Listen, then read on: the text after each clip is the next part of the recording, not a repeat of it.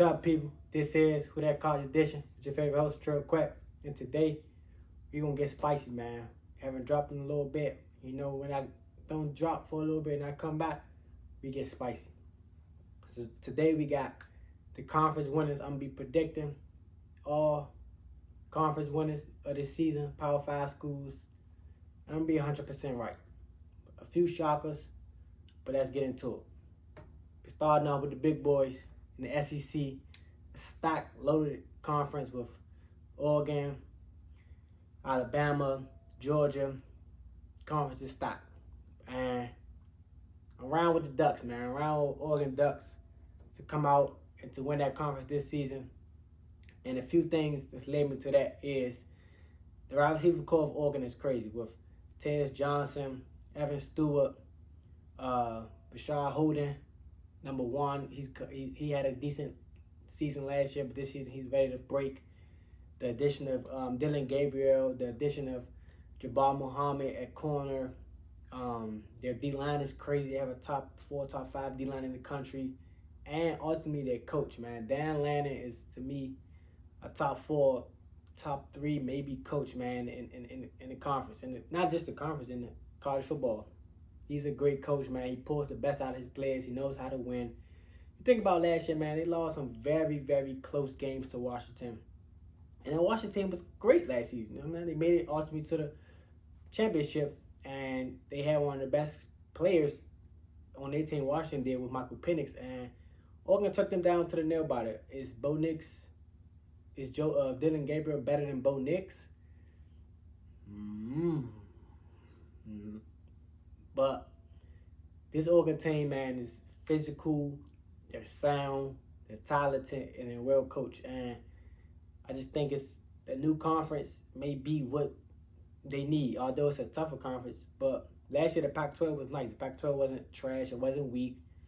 There was great teams in the Pac-12 last season. And this Oregon team, watch, they're going to get it done. So they win it. My SEC, that's my pick. Then we going to the Big 12, man, with my Colorado, my Buffaloes, man. There's a lot of Pac-12 teams in here.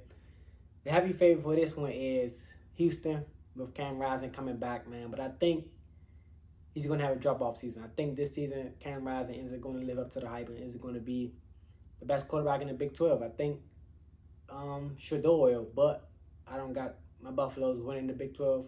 I have Kansas Jayhawks winning. This team, man, is talented, man, from top to bottom. I love their quarterback, Daniels. I love the cornerback, Kobe Bryant. This team, their wide receiver core is great. Then I believe the Big 12 is wide open, man. It's a bunch of new teams in there, and it's open. There isn't really a powerhouse or a big team that's, you know what I'm saying, really going to dominate, or you can just say it's going to dominate from them dominating their past conferences or things like that. It's wide open to me. I think it's the most probably wide open conference just because it's kind of so new, so many new teams. And I think Kansas talent, and I think they got the best coach with Lance Lipoti in there as their head coach. I think he's a top 10 coach in the country. And I think when it's tight conferences, I think coaching comes to matter and comes down is a big factor. There's a Houston coach is nice, but just about them two. Really the top two, the top coaches are Houston and Kansas coach. And I believe Daniels will have a better season, Kansas quarterback, than Cam Rising, Houston quarterback. I think Kansas quarterback Daniels will have a Heisman type season. I don't think he would win a Heisman, but I think he would have a, you know what I'm saying, when he was in the conversation all year, then maybe at the end of the season didn't have too much of a good game, then, you know what I'm saying, ultimately lost it. Maybe like a Michael Penix type season or something like that. Not saying he would win Heisman, but he have a great season. He lead, you know what I'm saying, Kansas to win the Big 12. Next, man, a pick that I really love, ACC conference. I'm going with the Hurricanes, man. I'm going with the U, Miami, man. The U is back, baby. The U is back. I think I've really picked this, yes, because their wide receiver core is good. They've gotten a lot better, and many other teams haven't got better. Think about Florida State was dominant last season. They was dominant. Should have gotten the college playoffs, but They lost their quarterback, lost a few of their star wide receivers, lost their star running back. It's not looking too good for Florida State. Florida coaches on the hot seat. They may start a freshman in DJ Lugui. So, but I think Cam Ward is the answer for the Hurricanes, man. Their offense was top 15 last season, and their quarterback last season was not what Cam Ward can be, and I believe will be. He was the number one guy in the portal to me because just the quarterback position, like I always tell you guys, man, it's the most important position in the game on the college level and the NFL level. So him being the number one kid and the best transfer to a perfect situation with number 7 and receiver Xavier, and then I think the U, man, is going to take ACC, man, riding with the U for the ACC. Next, we got the Big Ten, man. You know, most of the time it comes down to 2 teams, Ohio State and Michigan. I believe Maryland will have a decent season this year. Hopefully, you know, hometown team. Shout out to Terps. But I'm around with Ohio State, man. They too talented. They are kind of my pick to be a top 1-2 team in the country, so they have to win. Their D-line is insane. I think they have the best D-line in the country with JT. Number 44 off the edge is a monster. Will be, I believe, number 1 pick next season, top 3 pick next season. Next season's NFL draft. Their running back committee, oh my God, with Quentin Jenkinson and Henderson, that is the best core with Chip Kelly calling that offense for them for running plays. Then you got, I know people love the, you know what I'm saying, talk bad on Ryan Day, but I think he's more of a head coach than an offensive coordinator. He's been, last few seasons, he had to play as the head coach and offensive coordinator, but now just him being the head coach to relieve that stress and that, you know what I'm saying, off him, and now he can just focus on what's best for his players overall, but pour the best out of him. Some coaches, head coaches are just head coaches. They're not position coach. You know what I'm saying? I grew up with one. Coach Jones, man, I can think on the top of my head. Shout out to Big House, you know what I'm saying? Big House Falcons for life. But he was a great head coach. He didn't call any plays, but he made sure we had the good gear, made sure we you know what I'm saying, we ate well, we was prepared each week for each game, and you know what I'm saying, we won. We won the DC championship, and we was nice. But I see, you know what I'm saying, I see that as Ryan Day is a great head coach. So to relieve the stress of being an offensive coordinator and hand it to a great college coordinator like Chip Kelly will be crazy. Yes, the quarterback situation isn't the best, but when you have Marvin Harrison Jr., Emeka Ubuda, Brandon Ennis at wide receiver, how much, you know what I'm saying, how good of a quarterback do you need to be? I think Howard is better than last season's quarterback that they had, so it's a slight upgrade. It's not like they downgraded. So Ohio State for sure to take the Big Ten, man. I think Michigan quarterback play will be their downfall, their problem, and they've been heavy in the portal at the DB position. Yes, I love the DBs that they bring in. Shout out a guy I know, Amir Hall from Albany, was an FC All-American. It's a step-up level competition. I believe he will be great and will, you know what I'm saying, ultimately show that he can ball at that level, at the highest level. But, you know what I'm saying, we have to see. We have to see. And they brought in a lot of guys, but haven't really brought in Power 5 type of guys. You know what I'm saying? They brought in some smaller level, FCS level that was dominant at that level. Yes, but we just have to see we just have to see the transition. Now, but I think the quarterback position would be not a disaster, but their downfall this season for Michigan. And not a conference, but the best out of a group of 5, I think Liberty. I think Liberty will win that with them keeping their quarterback. He entered the portal, then he realized, man, Liberty probably is the spot, man. I can ball here, I can do what I want, make noise, NIL.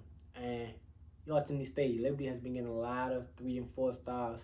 There's a commit there recently, and they've been winning. Last season, they had a great season. I think they lost like 2 games, and they got to a great bowl game, and they played Oregon. They got smacked in the mouth for sure. Wasn't ready for no Oregon, but I think that game woke them up. That game showed that it's levels, to show the coaching staff how to maybe recruit better, show maybe the athletic director that, look, man, we maybe can compete with these guys if we get some better players, or we get some more money for the NIL, that we can recruit better. You know what I'm saying? So Liberty, man, is definitely my dark horse to win the group of 5, and if they do that, then that mean they'll be making the college football playoffs. So these teams, of course, will win their conference, and if they do, enter and be automatically bidded for the college football playoff this season. Next, we have college football 25 cover athletes. Now, I've been looking at the cover, and I've been looking at, you know what I'm saying, stats, popularity, and I'm putting a lot of things into perspective. Donavon Edwards is the oddball out. Donavon Edwards is the oddball out. I don't believe Donavon Edwards should have been on the cover. He has been a running back 2 his whole career behind Blake Corum, and last season he had 500 yards and 6 touchdowns. Like, that's not bad, but come on, bro. This is one of the, you know what I'm saying, most anticipated games, and it's better athletes that we could have picked. Luther Burden, wide receiver from Michigan. Will Johnson, cornerback from, Luther Burden, wide receiver from Missouri. Will Johnson, cornerback from Michigan. Oli Gordon, running back from Ohio State.